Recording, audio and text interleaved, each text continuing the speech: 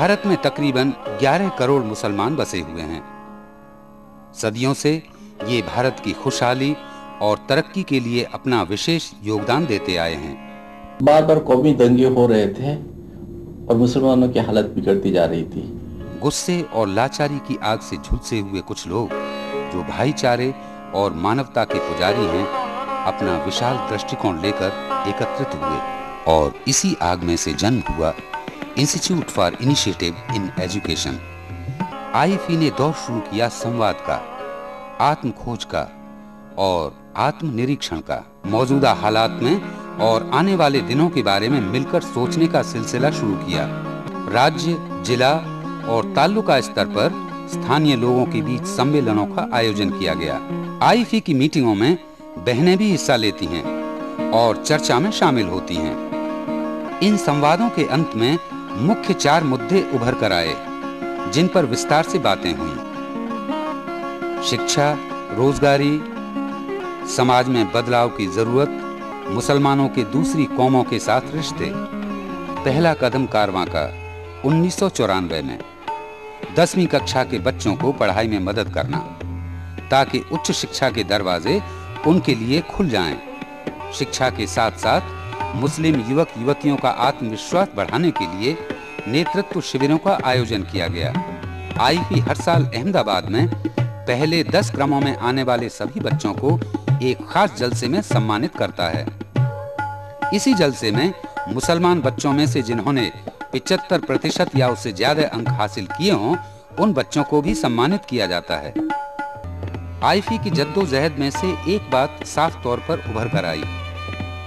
मुसलमानों की आर्थिक, सामाजिक और शैक्षणिक मामलों में काफी खामियां। इसी विचार से मिशन विजन स्ट्रेटेजी के शिविर का आयोजन हुआ। आईफी ने इस काम की शुरुआत की। कुछ आशाएं बंधी, कुछ परिणाम आए। आईफी का मुश्किल कामों में जुट जाने का ये प्रयास है। उसकी अपनी एक सोच है, अपना ही एक ख्वाब है।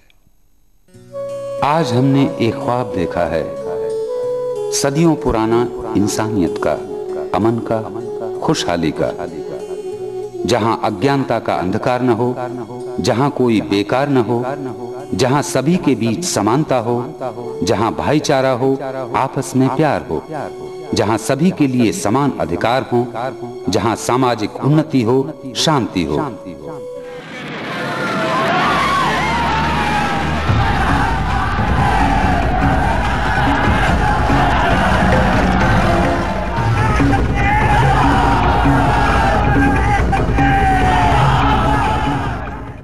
साल 2002, फरवरी की 27 तारीख।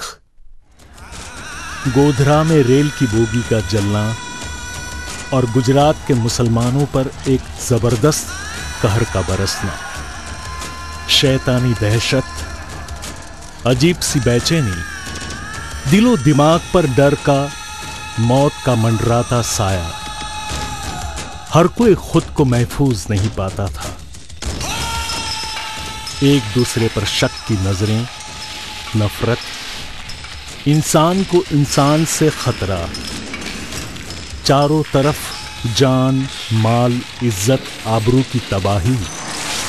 तब एक दूसरे पर भरोसा नाम शेष भी नहीं बचा था। 2002 की घटना है।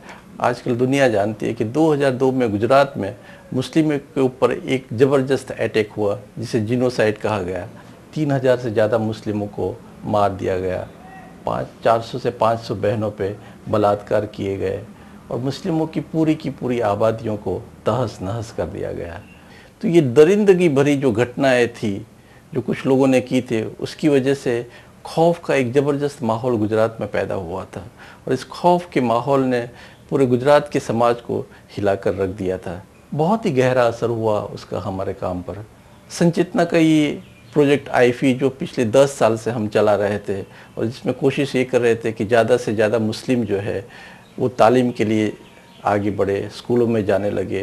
तो ये जो डायलॉग की जो पूरी प्रोसेस हमने चालू की थी, उसको इन घटनाओं से ज़बरदस्त धक्का लगा और कम्युनल हार्मनी की हमारी बातों पे मुस्लिमों ने एक सवालिया निशान लगाना शुरू किया और ये भी हुआ कि जो खौफ का माहौल बना उसकी वजह से जो बच्चियां खास करके तालीम के लिए स्कूलों में जा रही थी उन्होंने जाना बंद कर दिया। और हमारे सामने एक बहुत ही बड़ी चैलेंज उभर कर आई कि जो काम हम 10 साल से कर रहे थे वो काम को हम फिर से शुरू करें।